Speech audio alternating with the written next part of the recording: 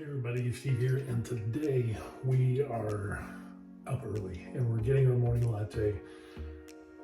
Went to Hawaii, and since it was my birthday, what I ended up doing was getting a few tools to help me with my espresso. So what I want to do is kind of go over those tools, show you what I got, and then pull a shot with the new bottomless portafilter with the IMS basket and show you how all this works out. So let's take a look at the tools I got. Okay, so one of the first things I ended up getting was this new bottomless portafilter within the IMS basket. This is 54 millimeter to work with our espresso machine. And I had been told that using a bottomless will be able to show you, because you'll be able to view the shot being pulled and whether you have channeling and some other problems. So in other words, it's kind of like a diagnostic tool. But it's definitely a lot better than the stock portafilter that was included. So we picked this up, set this into our knock box. This is our knock box that we ended up getting that will hold a variety of tools, and then it will also hold our pucks. So instead of having to go back and forth to the trash can, you can end up just kind of emptying out your pucks here, and the nice thing about this is that it's a one-stop shop for your tools, for your puck prep, and then also for your puck, I guess you could say, disposal. So on top of that, I also got this device here, which goes on to our portafilter, so that way we can get our grounds put in, and then it doesn't spill over. So this is a real nice addition, so we'll be using that. I got some screens. I haven't used these yet. I'm debating on whether to use these or not. I got these as kind of a last minute thing. So I really wanted to dial in my shots first, so I got these other tools. The other tool I ended up getting was Normcore, and this is a wire distribution tool. So you can make these yourselves with like acupuncture needles and a cork, and you can do that. So once you pour in your grounds, then you can declump everything. Now, when I heard about that, I'm like, yeah, that's got to be crazy, because I don't think that would make this much of a difference. I was pleasantly surprised. The other thing I ended up getting was a Normcore distribution tool. It also has a tamper, but I just used the distribution tool on this side. That is a real hefty device. And then the other thing I ended up getting was a spring-loaded tamper. Now this has been really nice. Like I said, I didn't think this would make much of a difference, having all of these tools when doing my espresso shots. So I was pleasantly surprised with using these tools, doing the puck prep and the shots that I pulled. And after doing a little bit of dialing in with our espresso machine, which is our Breville Touch, yeah, I was amazed. So we're going to pull a shot. So yeah, it's pretty good. Now we've already got our coffee beans in there, kind of a pretty nice roast. And you can see there, it's kind of an oily bean, but it works out well.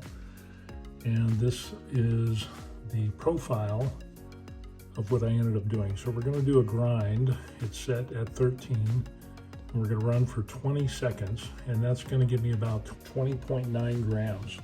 So 20, 20.5, 20.9 grams as far as the actual grounds that I use. Now during the brew time, we get about an 8-second infusion, and then we run it for 31 seconds. And then with that, our outcome ends up about 38 to 39 grams on the out. And then of course we have our milk frothing. I've got reduced fat milk, so I'm not going to get a lot of latte art out of this, but those are the settings. And I haven't messed with the inside burrs or the settings in here at all. So this is just pretty much stock. So let's go ahead and get this started. So the first thing we're going to end up doing is getting our bottomless. Go ahead and put this in here, and we'll get our grind going.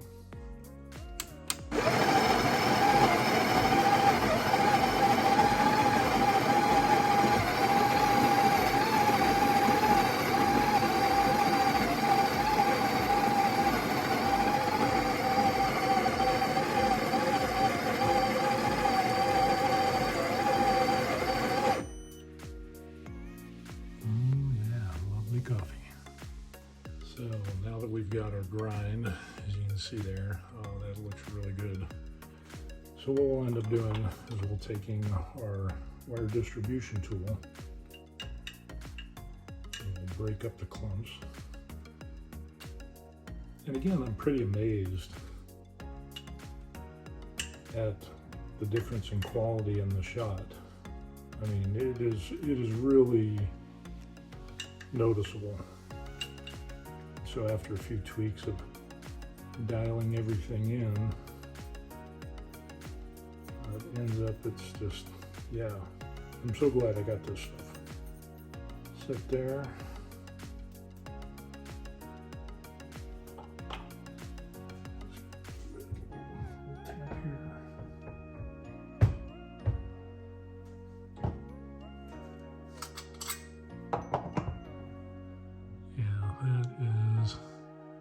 That is really nice. So now what we're going to end up doing is getting our distribution, and we'll throw that on there and do some tamping. So again, I'm going to use this distribution tool. I'll just go ahead and set this on here, spin it around.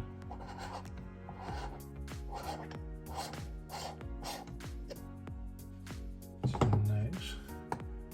Go ahead and take our tamper, which is spring loaded.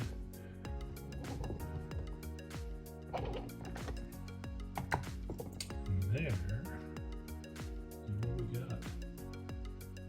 That looks beautiful. So now we're going to go ahead and pull our shot. Now the first thing we're going to do is get our head and get that heated up. So we're going to run a little bit of water through here.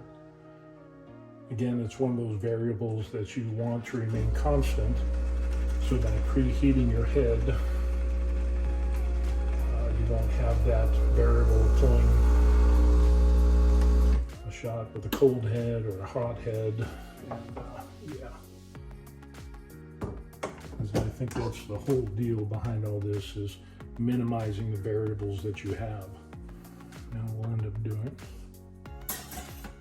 show you the shot.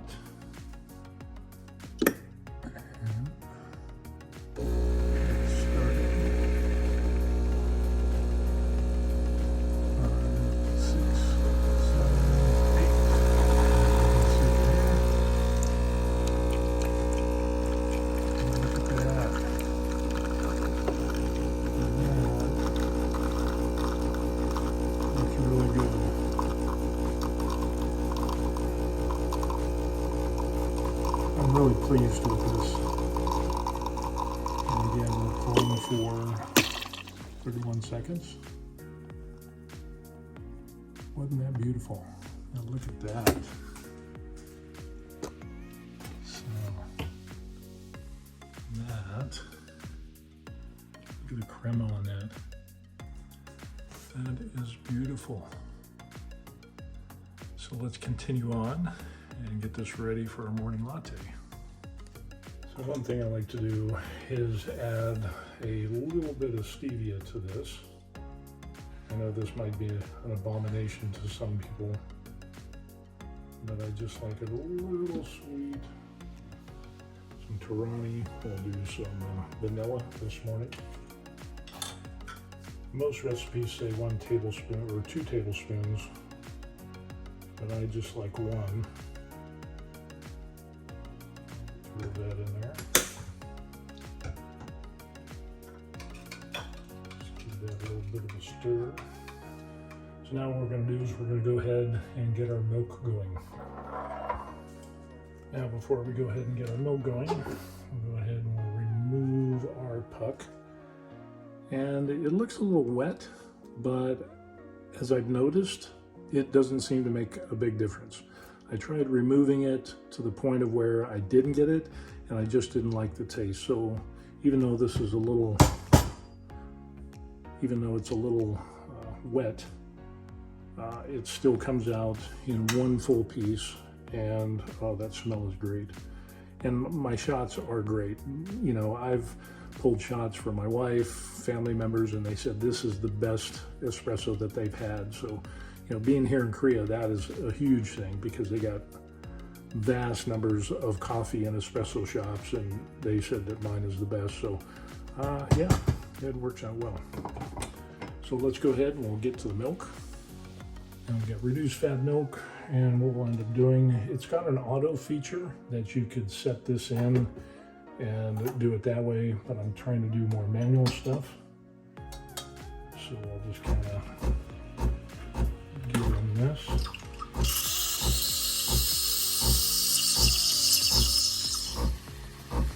And usually I'll run it to get to the point when I do it manually, run it until I can't touch it because it's too hot, and then I'll run it for about another 6 seconds or so, and I find out that seems to work out the best.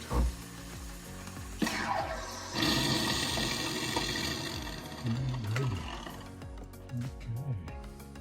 Yeah, I think that's going to be a good one. Okay, and the great thing I like about the Touch, it's got an auto purge feature. Let me get turned out pretty good. So yeah.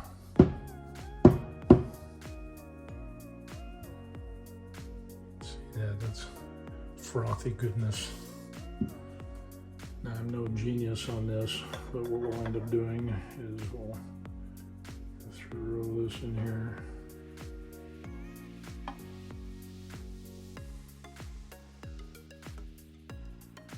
I'm no coffee artist at all. One of these days I'll actually get into it, but yeah, it ends up, look at that. That is my morning latte. And again, using all of these tools just ends up making a way better latte than I've ever had before, so that's awesome. Okay, so that is our morning latte, and oh man, that is so good. That I would not have imagined how much improvement I got with those tools. I'm just really impressed. Now here's the other thing. We just came back from Oahu. We bought some coffee beans there, Kona, 100% Kona. We got some other ones from a local farm that had some incredible coffee. When I made this for my wife, she tasted it and she goes, that is awesome. And these are the beans that I got from Traders here in Korea. So Traders is kind of like Costco. So being able to dial in those beans to the point of where it is now is just super impressive. So I can imagine what happens when I start using that Kona coffee and dialing that in. That will be some incredible espresso. That was just wonderful. So anyway, that's kind of the morning routine. I usually get up at 5 o'clock every morning, and today was a little bit earlier. Still dealing with some jet lag, and back's a little stiff, so I got up at 4. But yeah, that's the thing. That is the morning latte routine. So now we'll peruse the interwebs and chill out and do some reading and whatever. Think about what I'm going to do today, and yeah, but it all starts with the latte. So anyway, yeah, that's what I ended up doing. So good morning, and hope you have a good one.